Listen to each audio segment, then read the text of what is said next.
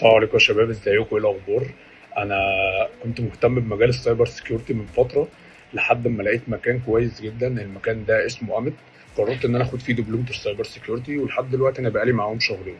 كنت حابب ان انا احكي عن التجربه بتاعتي معاهم. الصراحه الناس دي محترمين جدا، لسبب ان هم بيهتموا. اول حاجه بتعرفها في الدبلومه اساسيات النتورك، يعني دي بتبقى حاجه مهمه جدا لاي حد عايز يخش مجال السوك. جوه في اساسيات النتورك بتبتدي تعرف النتورك ذات نفسها بتتكون ازاي، حركه الترافيك ذات نفسها بتمشي ازاي.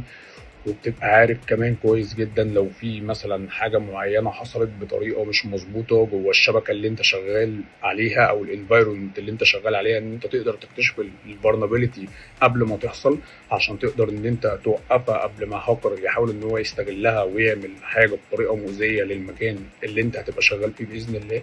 عجبني فيهم اكتر ان هم بيهتموا بالتطبيق العملي اكتر، مش مجرد شرح ونظري وبس. علشان كده انا حبيت ان انا اعمل لهم الفيديو ده واشكرهم بجد على حاجه زي كده.